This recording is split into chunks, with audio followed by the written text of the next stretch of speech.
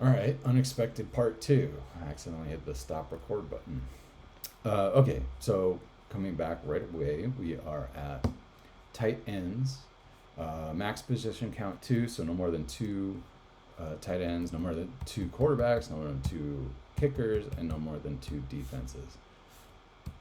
I might nix the defenses in this game or just go with one. I don't see both defenses having like some weird breakout game.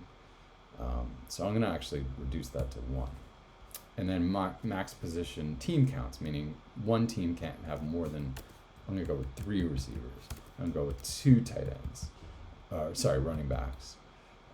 One tight end can't have more than one QB. And this just keeps the weird stuff from happening. This wouldn't be possible, but in some cases it might. But you just got to rule those in. So max for a single team, that's three.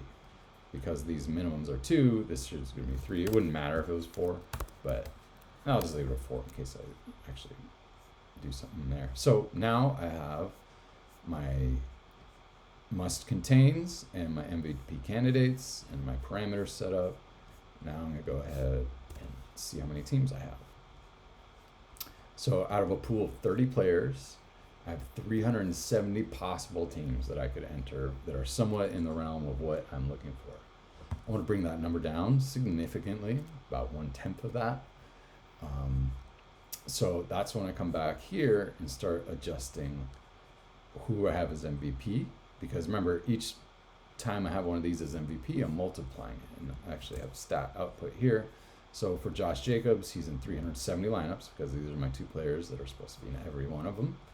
And here's how many times he's MVP. And then Kenny Pickett, I have 57 times. And Jacoby Myers is 31 times. And George Pickens are 31 times. Jalen Warren, 8. So if I were to cut my MVP of George Pickens, this number 370 will come down to 370 minus 31, which is math. 60, well, God, I just can't think right now. I did have an edible earlier, just a disclaimer.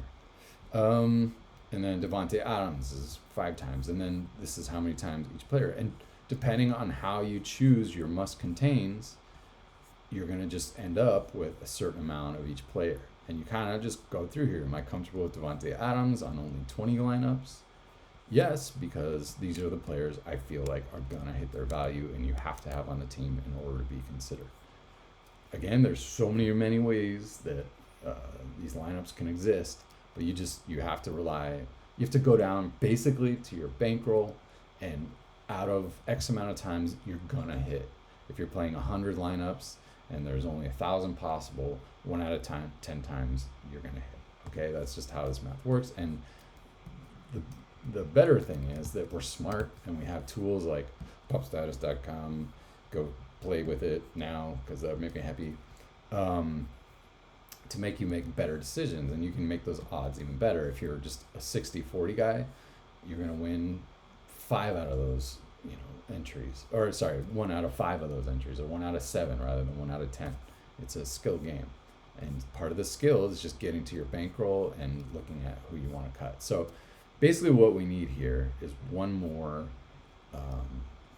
player to cut this down. So I have Najee Harris and Josh Jacobs as my must-haves.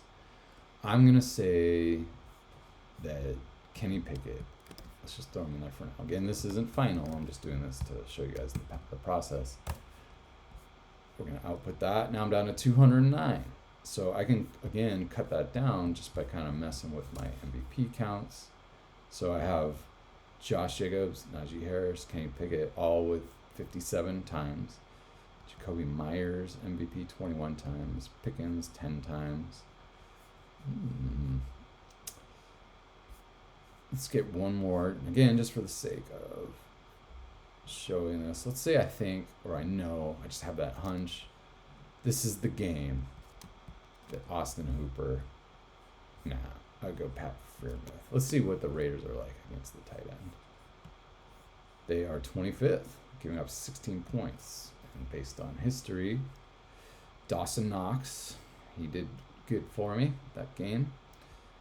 And see, these are kind of like no-name people, but that's a significant amount of targets and yards. I don't know why I don't have receptions in there so I can make that actual calculation. But he had at least 8 points, And for a guy priced at